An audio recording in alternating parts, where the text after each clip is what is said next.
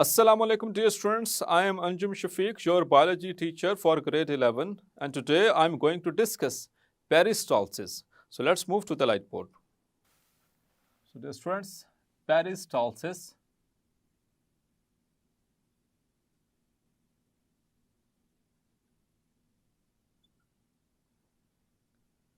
तो इससे previous lecture में हमने स्वेलोइंग को डिटेल से डिस्कस किया। तो डियर स्टूडेंट्स, स्वेलोइंग के 3 फेजेस का जिक्र मैंने आपसे किया था। Swallowing occurs in 3 phases. The first is in the oral cavity, जहाँ पर जो with the help of the tongue जो मूवमेंट्स हो रही थी वो डिटेल से डिस्कस हुई। उसके बाद सेकंड फेरेंजियल जो फेज थी, यानी फेरेंक्स के अंदर वो किस तरह से वो एपिग्लॉटिस और सारी वो मूवमेंट्स। एंड फाइनली मैंने आपको बताया था कि फाइनली जो बोलस है that is pushed back, when it is pushed back into the mouth cavity means towards a pharyngeal portion. So after pharyngeal portion it becomes involuntary. So initially voluntary है, हम अपनी मर्जी से कोई भी चीज़ swallow करते हैं, निगलते हैं, लेकिन जैसे वो हमारे बैक ऑफ द माउथ पे जाती है तो वो involuntary हो जाती है, वो हमारे काबू से बाहर हो जाती है। Dear students, peristalsis, अब वो जैसे ही पीछे हमारी पहुंचती है बैक ऑफ द माउथ, उसके बाद जो मूवमेंट्स हैं वो वहाँ से लेकर के from the back of the mouth, वहाँ से लेकर के आप to the esophagus, stomach, from stomach to the duodenum, ileum, then to the cecum, colon, and rectum and anus. All these structures, there is only one movement which moves the food material or undigested material throughout the body. So that movement is called as peristalsis. Clear? So peristalsis discuss करने से पहले कुछ चीज़ें यहाँ पर, चूँकि हम इसकी एसोफिजियल जो फेस है इससे वालेंगे। The esophageal phase of swallowing, उसको हम डिस्कस करने लगे हैं। तो एसोफेगस की कुछ एनाटॉमी के हवाले से बात हो चले, क्योंकि यहीं से हमारा जो एलिमेंट्री कैनाल या डाइजेस्टिव सिस्टम के आगे कुछ लेयर्स की डिस्ट्रीब्यूशन है, डियर स्टूडेंट्स, वो समझना बहुत ज़रूरी है। सो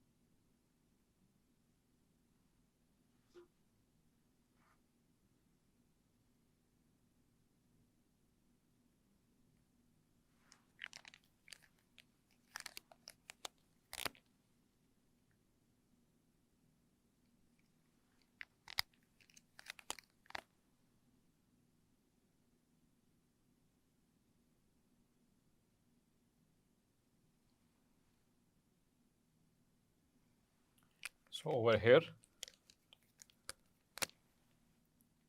the nasal cavity,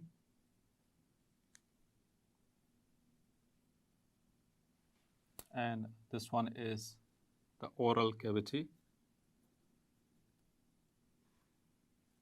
This is tongue and pharynx. This one is epiglottis, and this small opening is glottis, and this is the windpipe, and over here it starts the esophagus.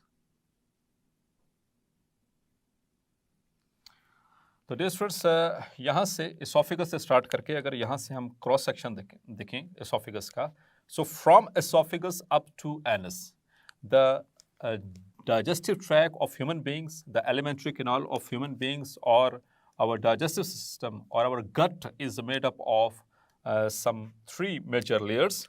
Three major हैं, वैसे चार layers होती हैं लेकिन major तीन हैं. So I am going to show the cross section. यहाँ से क्रॉस सेक्शन.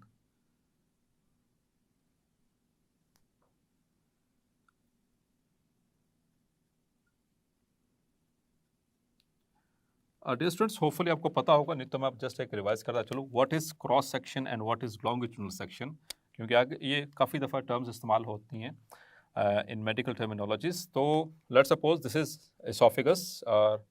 तो जब भी किसी चीज़ को उसके डायमीटर, ये सामने क्या है, इसका डायमीटर है, this is diameter, it's circumference.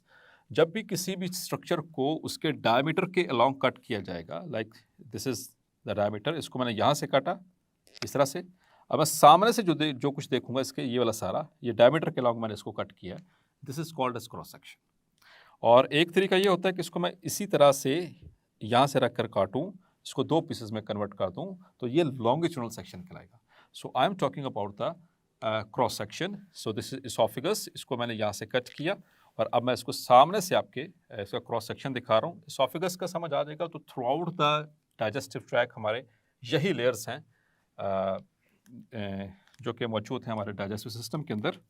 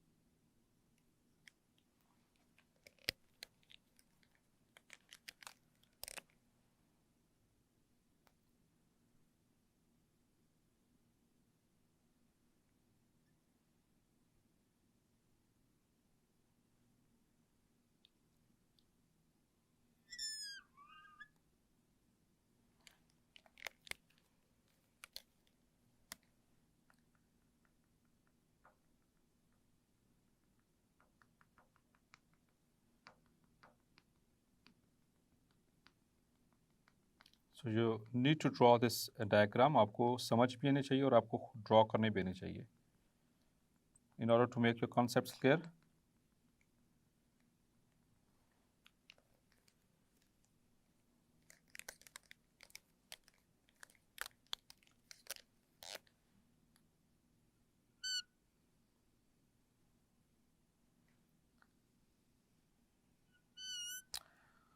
So this is a cross section of esophagus, showing the layers of our GIT. GIT stands for gastrointestinal tract, या जिसको हम गट कहते हैं, जिसको हम एलिमेंट्री कैनाल भी कहते हैं, डाइजेस्टिव सिस्टम भी कहते हैं. All of this synonyms. तो अब इसको मैं लेबल कर देता हूँ. तो सबसे बाहर ये वाली, this is the outer layer. It is made up of connective tissue. It is made up of connective tissue और आमतौर पर इसको सिरोजा कहा जाता है. इसको सिरोजा कहा जाता है, इसका नेम है. उसके नीचे इतना पोर्शन जो है, ये दो जो आपको यहाँ पर रिंग नजर आ रहे हैं ब्लू कलर में और बाकी जो डॉटेड जो नजर आ रहा है, इतना हिस्सा, ये वाला हिस्सा डियर स्टूडेंट्स, इतना हिस्सा जो है, दैट इज मिडल लेयर.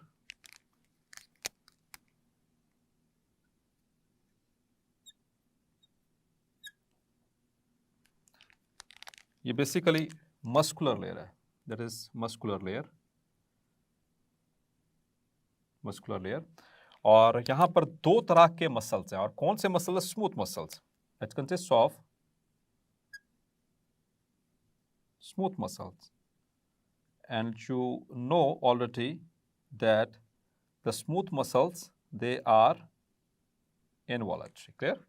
अब ये बाहर की तरफ जो डॉटेड आपको लेयर नजर आ रही है ये स्मूथ मसल्स की, that is longitudinal layer, outer longitudinal layer of smooth muscles, और अंदर ये जो दो ब्लू कलर के जो रिंग नजर आ रहे हैं, this one, this is the inner circular layer, inner circular layer of smooth muscle. Clear? और फिर उसके नीचे ये एक जो आपको ऑरेंज कलर में दिखाई दे रही छोटी सी लेयर, इसे कहते हैं सब म्यूकोजा, जो कि हमारी बुक में मेंशन्ड फिलहाल नहीं है, लेकिन आपने इसको याद रखना है, सब म्यूकोजा। और उसके नीचे जो पिंक कलर की इतनी बड़ी थिक नजर जो लेयर नजर आ रही है, ये वाली, that is mucosa.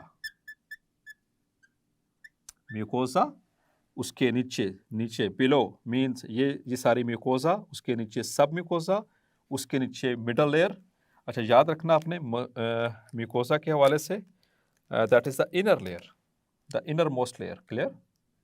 That is the inner most layer. ये तीन मेजर लेयर्स हैं। आउटर लेयर जो कनेक्टिव टिश्यू से बनी हुई है, उसका नाम सिरोजा है। मिडल लेयर मस्कुलर है, स्मूथ मसल से बनी हुई है, उसमें भी दो अरेंजमेंट्स हैं स्मूथ मसल की।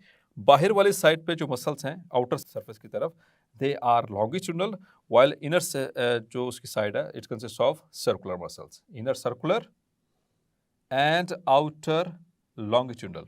क्लियर? उसके नीचे फिर मौजूद है यहाँ पर सब म्यूकोजा, और सब म्यूकोजा के बिल्कुल ऊपर वाले साइड पे यहाँ पर इनर मोस्ट लेयर, ये इतनी बड़ी जो आपको पिंक कलर की जितनी भी नजर आ रही है सारी, that is the mucosal layer. और यहाँ पर ये बिल्कुल सेंटर में जो है ये सुराख नजर आ रहा है, इसे कहते हैं lumen, that is the lumen of our gut, हमारे डाइजेस्टिव सिस्टम का ल्यूमन है, सुराख है, इसी में फूड और सारा कुछ मूव करके आगे चलेगा। क्लियर? अब आते हैं इसोफेगस के ऊपर डियर स्टूडेंट्स। इसोफेगस, यहाँ पर आपको एक मैंने ये पिंक कलर का स्ट्रक्चर नजर आ रहा होगा, ये वाला रिंग सा नजर आ रहा है, this is the upper oesophageal sphincter. इसी तरह से यहाँ पर ये this is the length, and at the end यहाँ पर आके फिर स्टमक स्टार्ट हो जाता है।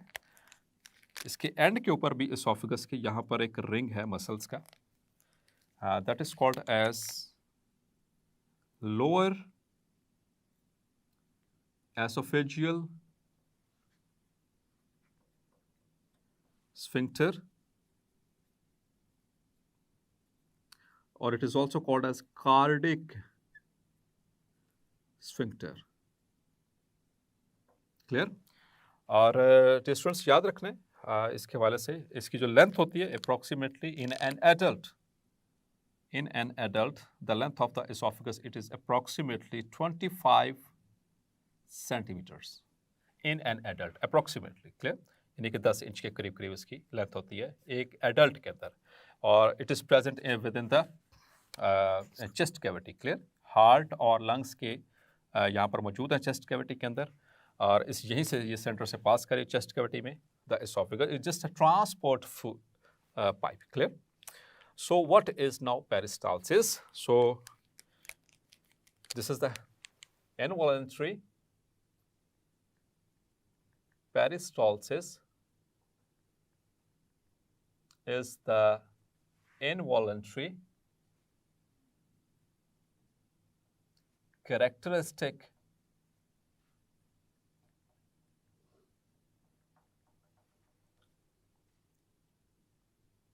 movement of gastrointestinal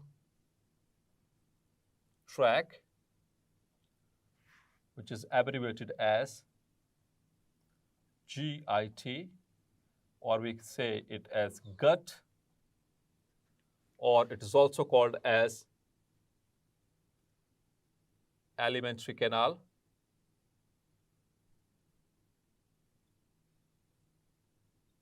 So it is the characteristic involuntary movement of GIT in which the food is moved along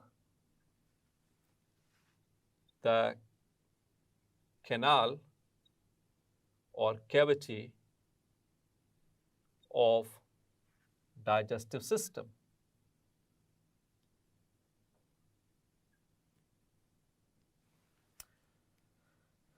It is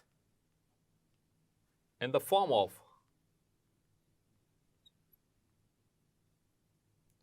a wave of contraction of circular and longitudinal smooth muscles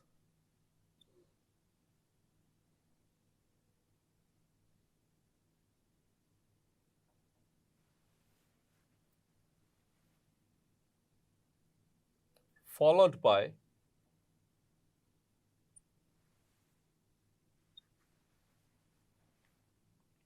a wave of relaxation of muscles starting from the buccal cavity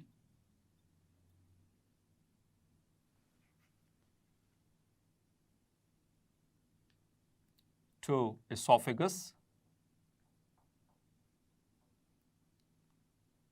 to stomach and intestines, all along. Clear? So that movement is called as peristalsis. तो इसको यहाँ पर just यहाँ पर esophagus को मैं show करूँगा और ये स्टार्ट होती है from at the back of the food, जहाँ पर लंप मौजूद है, जहाँ पर बोलस मौजूद है, उसके पीछे ये स्टार्ट होगी wave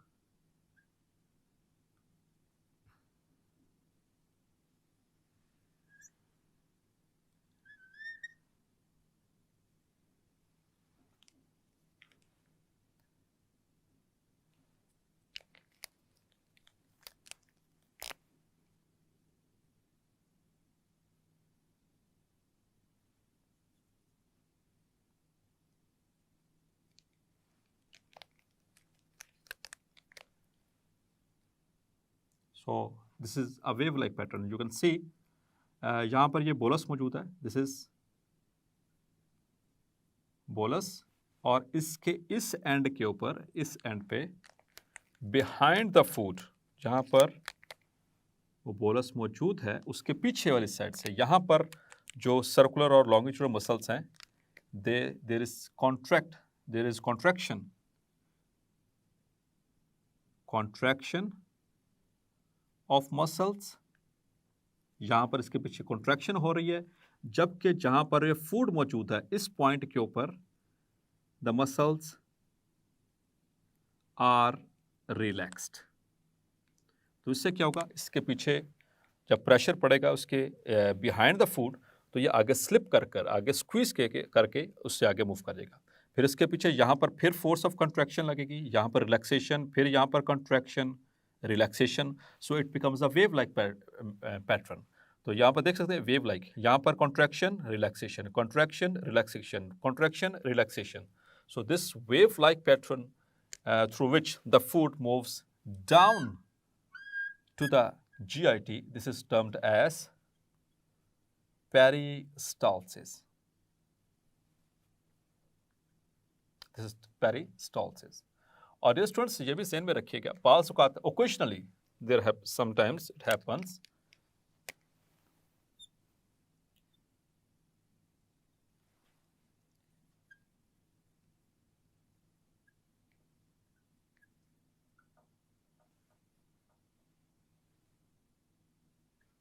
Occasionally,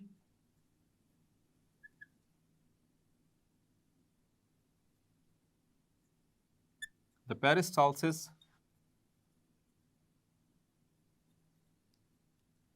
or peristaltic movement is reversed, and the contents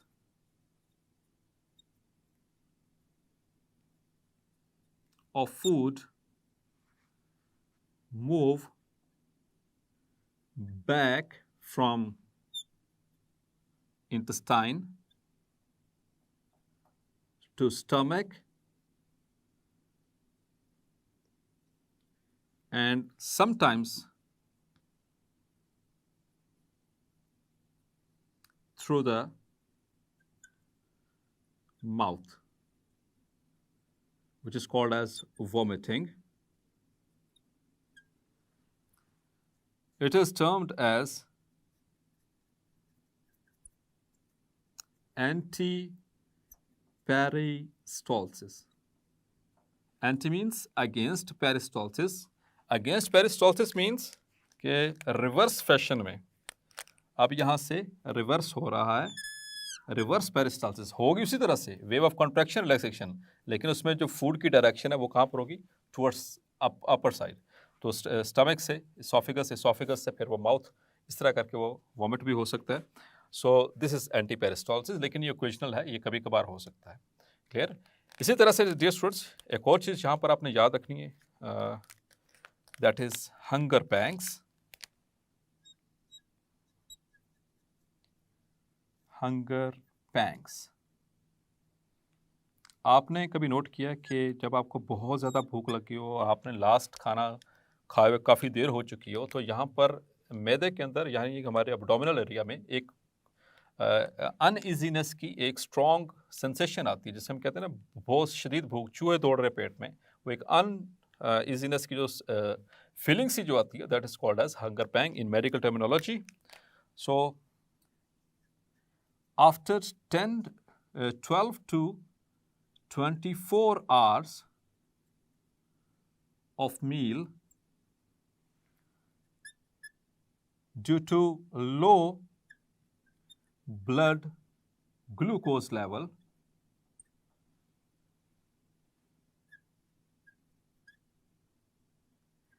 there is strong peristaltic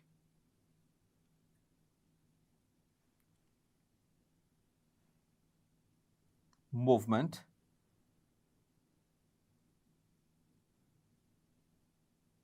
felt in abdominal region called hunger pangs. तो याद रखना डियर स्टूडेंट्स, इसके पीछे रीजन क्या है, that is low blood glucose levels.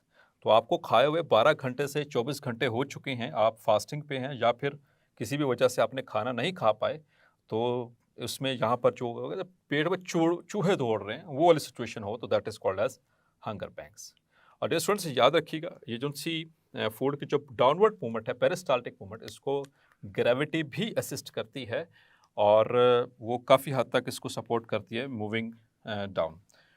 लेकिन एक और चीज़, ये जो पेरिस्टाल्टिक मूवमेंट इतनी स्ट्रांग होती है डियर स्टूडेंट्स कि अगर आप हेड स्टैंड पे भी हो ना, अगर हेड स्टैंड पे भी आप कुछ खा रहे हो तो वो सीधा आपके पेट में जाएगा, मतलब कि स्टमक में जाएगा, वो बाहर नहीं आएगा। लेकिन उसके लिए शर्त क्या है, हेड स्टैंड का मतलब समझते हैं ना, मतलब कि आप ऐसे सर नीचे हैं और आप ऐसे टांगे ऊपर की हुई हैं आपने, ठीक है, this is called as head stand.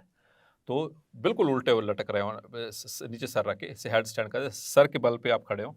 तो लेकिन अगर तो वो आपके एसोफेगस तक खाना पहुंच गया, आपने स्वेलो कर लिया है, तो तब तो ये पेरिस्टाल्टिक मूवमेंट इतनी स्ट्रांग होती है कि ये वापस इसको लेके स्टमक तक ही जाएगी।